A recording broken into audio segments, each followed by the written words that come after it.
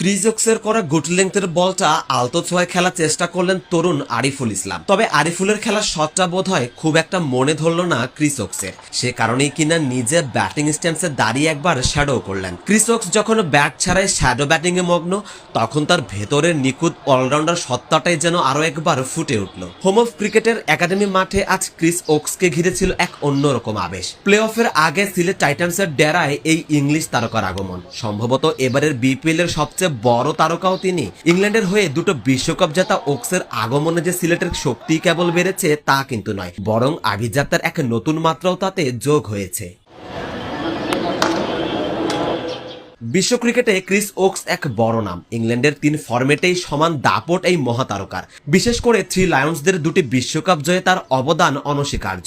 বল হাতে যেমন সুইং আর গতির মিশেলে প্রতিপক্ষকে ধসিয়ে দিতে পারেন, তেমনি ব্যাট হাতে লোয়ার মিডল অর্ডারে তিনি যে কোনো দলের জন্য নির্ভরতার প্রতীক। টেস্ট, ওয়ানডে আর টি-20 3 ফরম্যাটেই সমানভাবে সফল এই লিজেন্ডের অন্তর্ভুক্তি বিপিএল এর উত্তেজনাকে এক লাফে অনেকটা বাড়িয়ে দিয়েছে। সিলেট টাইটান্সের জার্সিতে এখন ওকসের সেই ওয়ার্ল্ড ক্লাস পারফরমেন্স দেখার অপেক্ষায় ভক্তরা।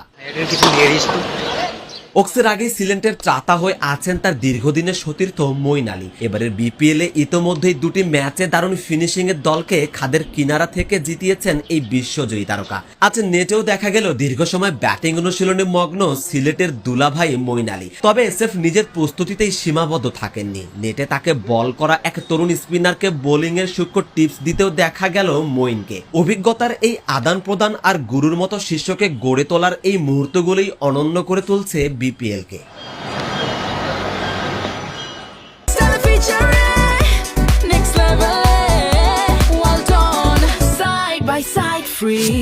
এই ফ্রেমটা দেখুন, পাশাপাশি 2 নেটে মঈন আলী আর ইথান ব্রুকস ব্যাটিং করছেন। ব্রুকসকে বল হাতে পরীক্ষা নিচ্ছিলেন ক্রিস ওকস। এক ফ্রেমে 3 ইংলিশ ক্রিকেটারের এই মিলন মেলা যেন সিলেটের ডেরাকে এক টুকরো লর্ডসে রূপান্তর করেছে।